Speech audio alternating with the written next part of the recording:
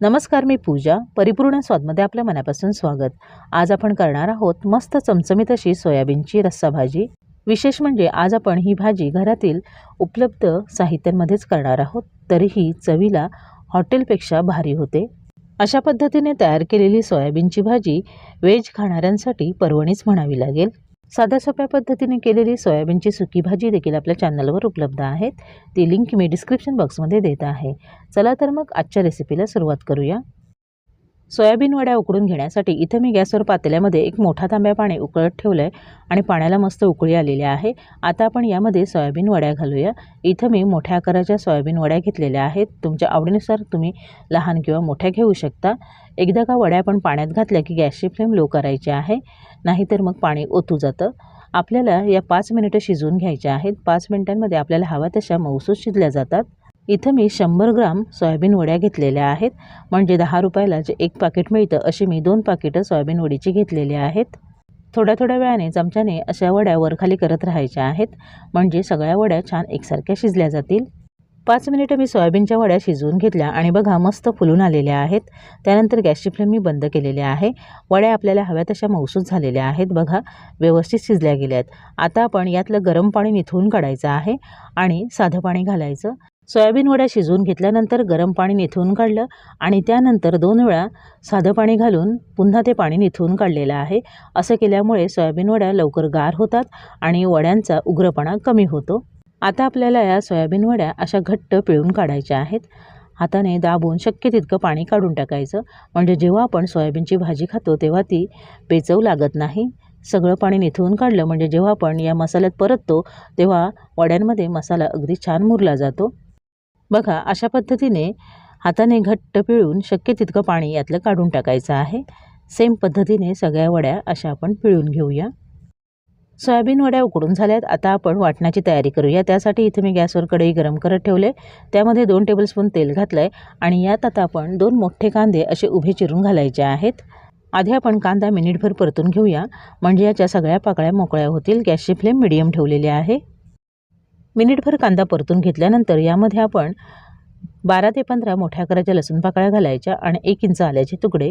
आता आपण ही सगळी साहित्य मिक्स करून घ्यायची आणि मीडियम फ्लेमवर कांदा छान मऊ होईपर्यंत, हलका सोनेरी रंग येईपर्यंत परतून घेऊया. मीडियम फ्लेमवर 6-7 मिनिटं मी कांदा अगदी छान परतून घेतलेला आहे. बघा आपल्याला हवा तसा मऊसर झाला आहे आणि मस्त सोनेरी रंग आलेला आहे. कांदा इतपत मऊ होईपर्यंत आपण तो परतून घ्यायचा आहे आणि यानंतर आपण टोमॅटो घालूया. इथं मी 2 मध्यम आकाराचे टोमॅटो असे जाडसर चिरून घेतलेले आहेत.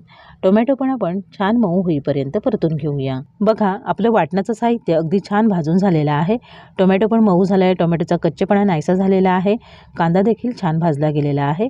आता आपण ही भाजून घेतलेली साहित्य एका भांड्यामध्ये काढून घेऊया. पूर्णपणे गार होऊ द्या आणि मग आपण याचं वाटण करूया. आपण भाजून घेतलेला कांदा, टोमॅटो, आलं, लसूण पूर्णपणे गार झालेले आहेत आणि ते इथे मी मिक्सरच्या भांड्यात काढून घेतलेलं आहे.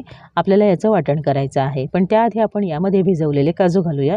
इथं मी 10 ते 12 काजू 1 तास आधी साध्या पाण्यात भिजत घातले होते. ते आपण यामध्ये घालायचे. गरजेनुसार थोडंसं पाणी घालायचं आणि याचं अगदी बारीक वाटण वाटून घ्यायचं आहे.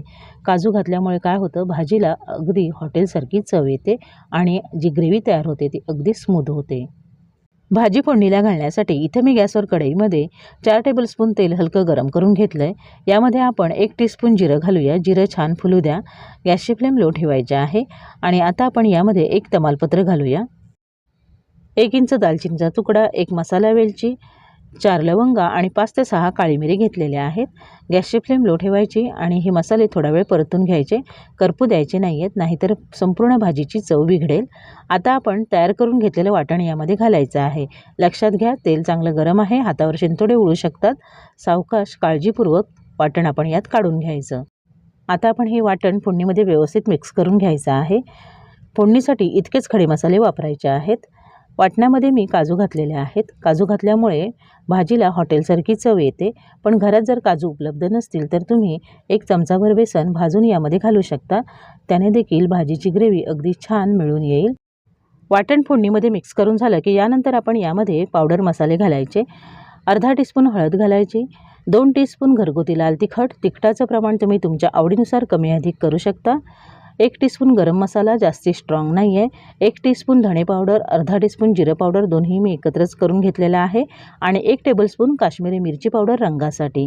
घरच्या तिखटाला अजिबात रंग नाही आहे म्हणून मी रंगासाठी काश्मीरी मिरची पावडर घातलेली आहे.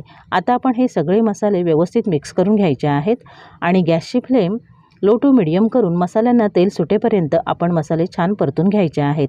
लक्षात घ्या, आपण वाटण वाटताना यामध्ये काजू घातलेले आहेत. काजू घातल्यामुळे वाटण तळाशी लागतं, त्यामुळे सतत ढवळत राहायचं आहे आणि गॅसची फ्लेम कमीच ठेवायची.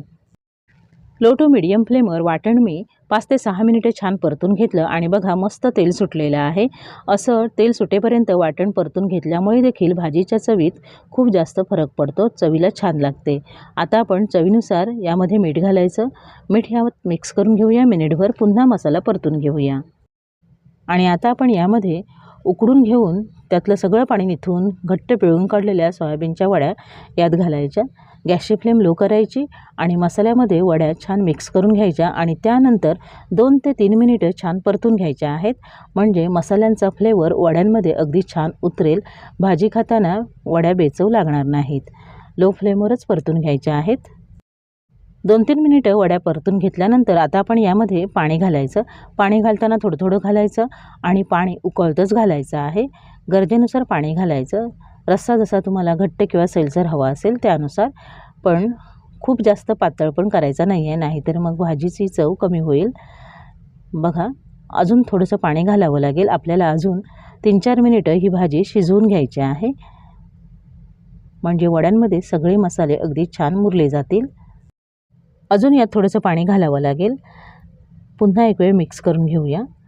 सर्व मिळून मी साधारण 1 कप गरम पाणी यामध्ये घातलेलं आहे.